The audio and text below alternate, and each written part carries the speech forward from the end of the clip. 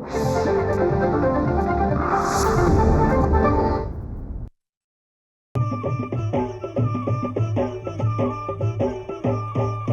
काळी आई धनधान्य देई, ही काळी आई धनधान्य देई. जोडते मनाची नाती आमची माती, आमची माणसं, आमची माती, आमची माणसं, आमची माती, आमची माणसं, आमची माती, आमची माणसं, आमची माती, आमची माणसं.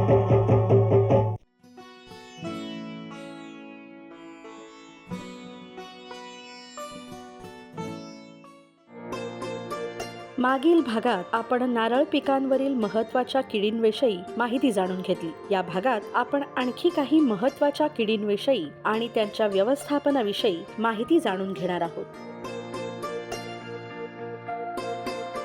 नारळ हे भारतातलं पारंपरिक पीक. आपल्या आर्थिक, सांस्कृतिक आणि सामाजिक क्षेत्रामध्ये अतिशय महत्त्वाची भूमिका वठवणारं हे पीक बहुवार्षीय असून कल्पवृक्ष या संज्ञेला सार्थ ठरणारं असं. भारतामध्ये नारळाखाली एकूण 2.14 दशलक्ष हेक्टर क्षेत्र असून 21.66 दशलक्ष नारळाचे उत्पादन आहे, ज्यापासून जवळपास 7,000 कोटींचं उत्पन्न मिळतं.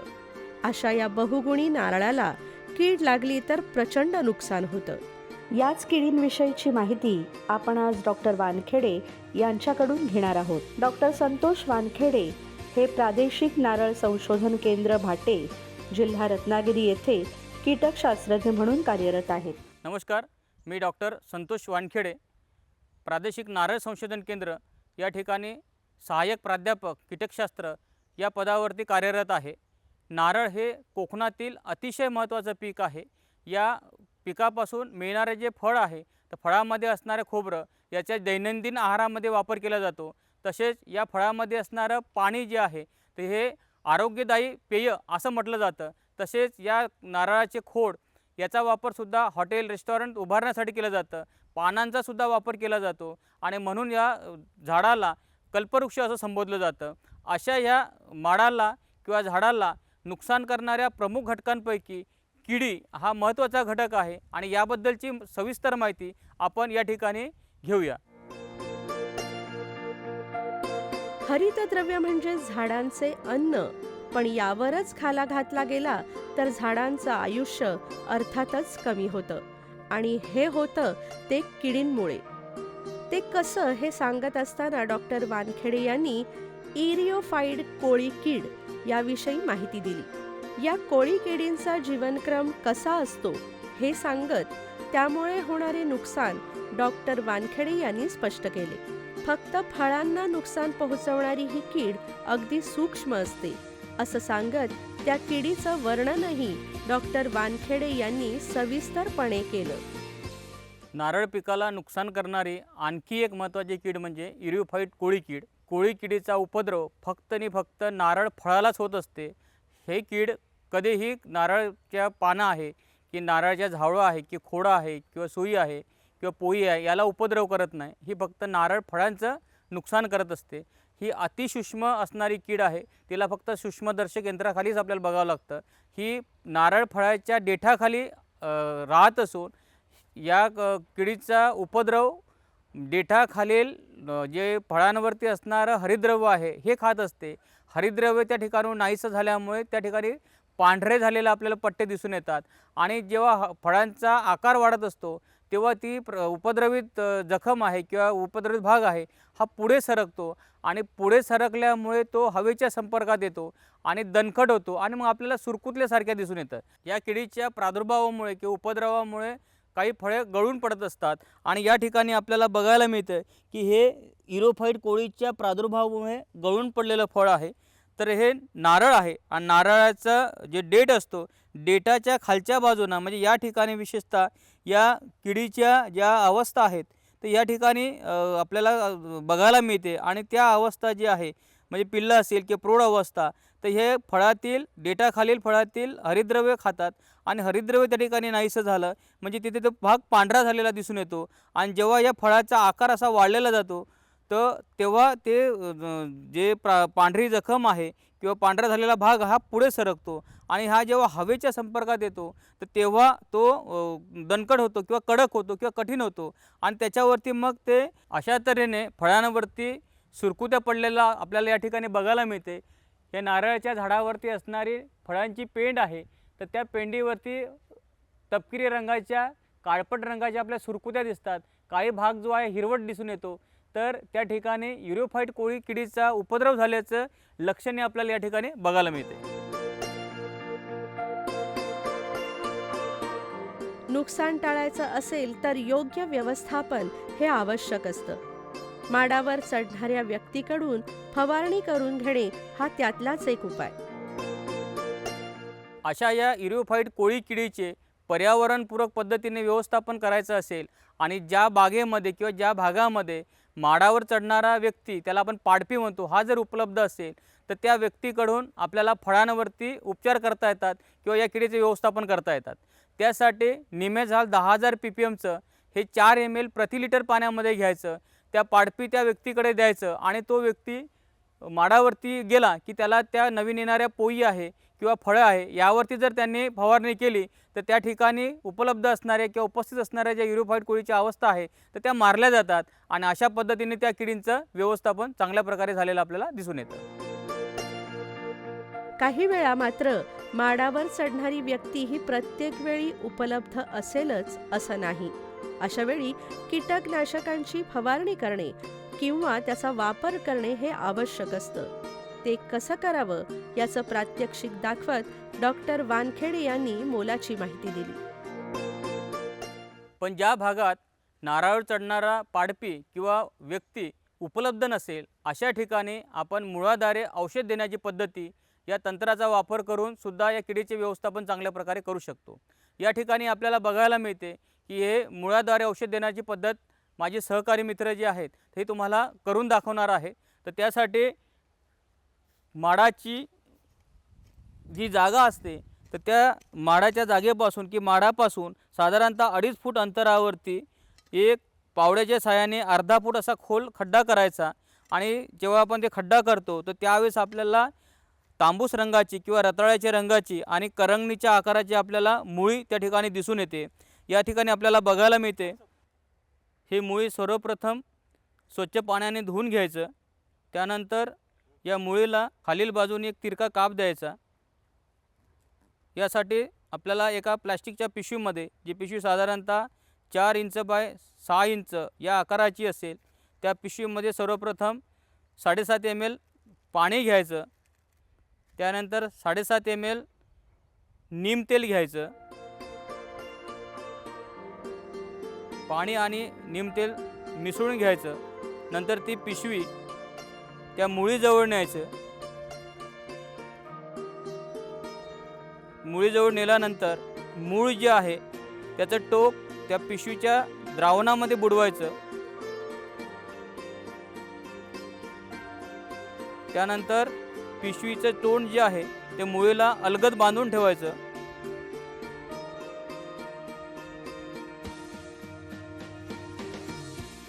अशा पद्धतीने त्या पिशवीमध्ये असणारं जे द्रावण आहे कीटकनाशकाचं जे द्रावण आहे ते मूळ शोषून घेते आणि ते थेट औषध किंवा कीटकनाशक फळांवरती असणाऱ्या कोळीपर्यंत पोचतं. या पद्धतीचा जर आपल्याला वापर करायचा असेल तर काही गोष्टी किंवा बाबी ज्या आहे तर त्या आपल्याला गृहीत धरणं गरजेचं आहे. त्यासाठी या किडीचा प्रादुर्भाव जर नारळ पिकावरती आपल्याला दिसून येत असेल तर साधारणतः ऑक्टोबर, नोव्हेंबर, फेब्रुवारी किंवा एप्रिल, मे या उष्ण महिन्यामध्ये या पद्धतीचा वापर केला तर आपल्याला चांगल्या प्रकारे फायदा मिळतो. कारण त्यावेळेस वातावरणामध्ये उष्णता असते, जमीन ही कोरडी असते आणि कोरडी जर जमीन असेल आणि या पद्धतीचा जर वापर केला तर हे द्रावण जे आहे हे झाड साधारणतः 2 ते 3 दिवसामध्ये पूर्ण द्रावण शोषून घेते आणि थेट ते फळांपर्यंत जाते. फळावर असणारी कीड जी आहे तर ती त्याच्यावरती जेव्हा फळ खायला सुरुवात करते तर तिच्या पोटामध्ये ते विष जाते आणि ती कोळी कीड जी आहे ती मारल्या जाते. दुसरी महत्त्वाची बाब, जेव्हा मुळाधारी औषध देण्याची पद्धतीचा वापर करायचा असेल तर साधारणतः 1 महिन्यापर्यंत आपल्याला फळे काढायची नसतात, कारण त्या ठिकाणी आपण औषधाचा वापर करत आहे. आणि म्हणून जेव्हा तुम्हाला ही पद्धतीचा वापर करायचा असेल तर अगोदर तयार झालेली फळे किंवा शाळे त्या झाडावरून काढून घ्यायची आणि त्यानंतर या पद्धतीचा वापर करायचा. पद्धतीचा वापर केल्यानंतर सुद्धा 1 महिन्यापर्यंत त्या झाडावरती कुठलीही फळे वगैरे आपण काढू नयेत. ही पद्धत फार उपयुक्त अशी पद्धत आहे आणि ज्या ठिकाणी पाडपी उपलब्ध नाही तर त्या ठिकाणी या पद्धतीचा वापर केला त्या किरोफाईट कोळी किडीचं चांगल्या प्रकारे व्यवस्थापन झाल्याचे दिसून येते. कोणत्याही गोष्टीचं व्यवस्थापन करण्यासाठी काही गोष्टींचं पालन करणं आवश्यक असतं. कोळी किडींचं व्यवस्थापन करण्यासाठी वातावरणात उघडीप असणं गरजेचं. त्यामुळे अशा वेळेस ही उपाययोजना करणं आणि किडींचं योग्य व्यवस्थापन करणं ही गोष्ट महत्त्वाची, हे सांगत डॉक्टर वानखेडे यांनी अशा वेळी तयार फळ काढून मगच औषधाचा वापर करावा ही मोलाची माहिती दिली. वारा आणि कीटकांमार्फत प्रादुर्भाव होणाऱ्या या किडीसाठी प्रतिबंधात्मक उपाय म्हणून पावसाळ्याच्या सुरुवातीलाच काळजी घेणे आवश्यक असतं आणि ती कशी घ्यावी याची माहितीही डॉक्टर वानखेडे यांनी दिली. इरिओफाईट कोळी कीड ही वजनाने हलकी असल्यामुळे या किडीचा प्रसार जो आहे हा वाऱ्यामार्फत होत असतो किंवा कीटकांमार्फत होत असतो आणि म्हणून सतत त्या ठिकाणी उपाययोजना आपल्याला करणं गरजेचं पडतं. म्हणून या किडीचा प्रादुर्भाव त्या झाडाला होऊ नये किंवा प्रतिबंधात्मक उपाय म्हणून जून महिन्यामध्ये म्हणजे पावसाळ्याच्या सुरुवातीला प्रति माडाच्या बुंद्यामध्ये आपण 5 किलो निंबोळी पेंड टाकली तर ते झाड कडवड होतं आणि त्या ठिकाणी असणारी जी किडी आहे किंवा कोळी किडीची अवस्था आहे तर ते तिला प्रतिकारशक्ती निर्माण होते आणि जेव्हा ते कडवड भाग ती खायला सुरुवात करते तर त्यावेळेस त्या किडींचं व्यवस्थापन झाल्याचं आपल्याला दिसून येतं. दरवर्षी जर या नीम पेंडीचा वापर केला तर ती खत म्हणून काम करते आणि कोळीनाशक म्हणून सुद्धा काम करते आणि म्हणून हे जैविक पद्धतीने किंवा पर्यावरणपूरक पद्धतीने या कोळी किडींचं व्यवस्थापन आपण करू शकतो. आमची माती आमची माणसं. नारळाचं नुकसान करणारी महत्त्वाची कीड म्हणजे रोगट चक्राकार पांढरी माशी. कोकणात मुख्यत्वे बुटक्या जातीच्या झाडांना याचा प्रादुर्भाव होतो. अंडी, पिल्ल आणि प्रौढ अवस्था असा जीवनक्रम असलेल्या या माशीच्या पिल्ल आणि प्रौढ अवस्था या अपायकारक असतात. ही माशी पिकांचं कसं नुकसान करते याची माहिती देत डॉक्टर वानखेडे यांनी त्यांचं व्यवस्थापन करण्यासाठी कोणती उपाययोजना करावी याचं प्रात्यक्षिकही दाखवलं. सद्यस्थितीमध्ये नारळ पिकाला नुकसान करणारी प्रमुख कीड म्हणून ओळखली जाणारी रोगट चक्राकार पांढरी माशी ही आपल्या महाराष्ट्रामध्ये कोकण भागामध्ये विशेषतः बुटक्या जातीवरती मोठ्या प्रमाणात प्रादुर्भाव झाल्याचे आपल्याला दिसून येत आहे. या किडीचा उगम जो आहे अमेरिकेतील फ्लोरिडा या भागात झालेला आहे आणि आपल्या महाराष्ट्रामध्ये 2017ला या प्रादेशिक नारळ संशोधन केंद्रामध्ये सर्वप्रथम दिसून आली आणि तेव्हापासून ती थोड्या प्रमाणामध्ये वाढताना आपल्याला दिसून आली. म्हणून या किडीबद्दलची माहिती घेणं गरजेचं आहे. ही कीड जी आहे किंवा किडीची प्रौढ अवस्था हे 2.5 mm आकाराची असते. तिच्या पुढील पंखांवरती 2 काळ्या रंगाच्या किंवा तपकिरी रंगाच्या रेषा असतात आणि ही प्रौढ माशी जी आहे तर ही प्रौढ माशी अंडी 35 पर्यंत देत असते. नंतर त्या अंड्यातून निघालेले जे पिल्लं आहे हे पिल्लावस्था साधारणतः 12 ते 13 दिवसपर्यंत उपयोगा करत असते. नंतर त्याची जे प्रौढ अवस्था आहे म्हणजे माशी जी आहे ही साधारणतः 13 ते 15 दिवसपर्यंत ते आपला जीवनक्रम जगत असते. ह्या माश्या जी आहे म्हणजे माशांची पिल्लं आणि प्रौढ माश्या शरीरातून चिकट स्त्रव बाहेर सोडत असतात आणि चिकट स्त्रव ह्या पानावरती पसरले असल्यामुळे त्या वातावरणात असणारी काळी बुरशी ती त्या चिकट द्रवावरती वाढतं आणि म्हणून आपल्याला कधीकधी वरच्या भागांवरती काळा थर झालेला आपल्याला दिसून येतो आणि आतल्या भागामध्ये पांढऱ्या रंगाच्या माश्या आपल्याला दिसून येतो. तर अशा प्रकारे या किडींचा नुकसानीचा प्रकार आहे. पिवळ्या चिकट सापळ्याचा वापर कसा करायचा हे आपण या ठिकाणी प्रत्यक्षात बघूया. यासाठी आपल्याला नारळाच्या खोडाचा वापर करावा लागतो. साधारणतः जमिनीपासून 1.5 मीटर उंचीवरती पिवळा चिकट सापळा आपल्याला खोडाला गुंडाळून घ्यायचा असतो. गुंडाळल्यानंतर त्याला तो उडू नये म्हणून त्याला सुंभाने अलगद बांधून घ्यायचं.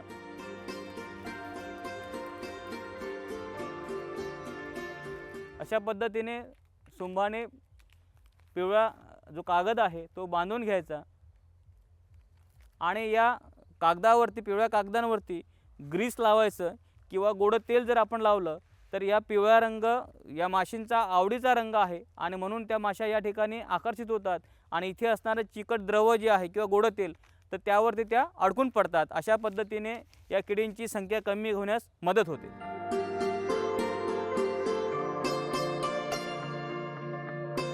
रोगट, चक्राकार, पांढरी माशीचं व्यवस्थापन करण्यासाठी मित्र कीटकांचा वापरही करता येतो.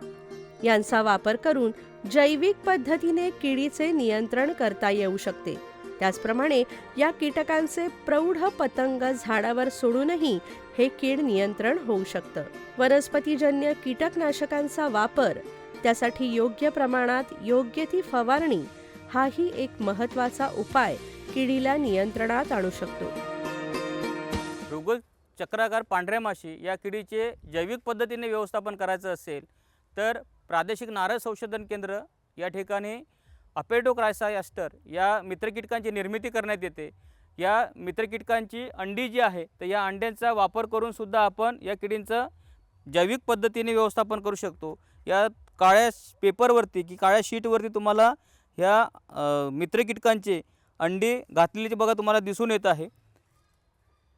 तर या काळ्या शीटचा एक तुकडा आपण बाहेर काढायचा, त्या तुकड्यावरती अंडी असेल या पद्धतीने आणि हा काळा पेपर जो आहे तो ह्या ज्या ठिकाणी या किडीचा प्रादुर्भाव दिसून येतो आहे तर अशा ठिकाणी त्याला स्टेपल करून ठेवायचे.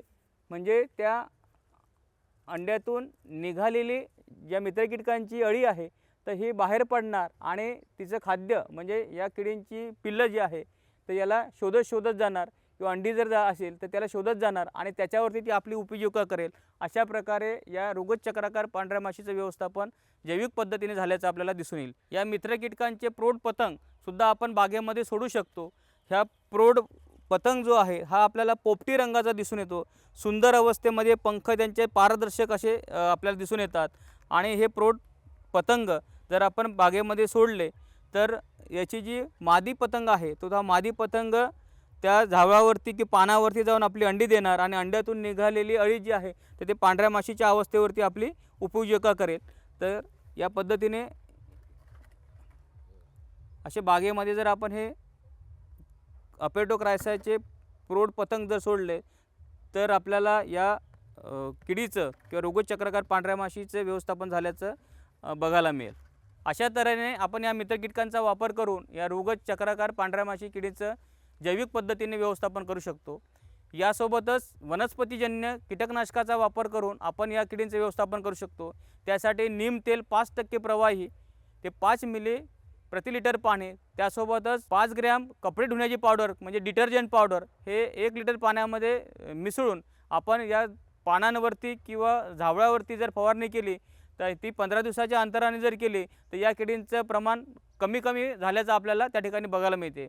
त्यासोबतच सोपनट किंवा रिंगा हे 1% जर घेऊन म्हणजे 1 किलो रिंगा 100 लिटर पाण्यामध्ये 5 दिवस भिजवून ठेवायचं आणि ते द्रावण 6व्या दिवशी आपण गाळून घेतलं आणि त्याचा जर वापर या प्रादुर्भावित बागेमध्ये जर केला तर या किडींचं प्रमाण किंवा प्रादुर्भाव कमी झाल्याचं आपल्याला त्या ठिकाणी बघायला मिळेल. अशा पद्धतीने वनस्पतीजन्य कीटकनाशकाचा वापर करून आपण या रोगट चक्राकार पांढऱ्या माशी किडींचं व्यवस्थापन चांगल्या प्रकारे करू शकतो. आमची माती आमची माणसं.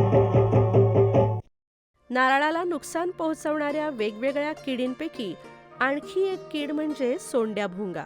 तांबूस तपकिरी रंगाची ही कीड तिच्या अळी आणि प्रौढ अवस्थेत नारळाला नुकसान पोहोचवते. या किडीचा जीवनक्रम कसा असतो हे सांगत डॉक्टर वानखेडे यांनी तिचा प्रादुर्भाव कसा आणि कुठे होतो हे देखील स्पष्ट केलं.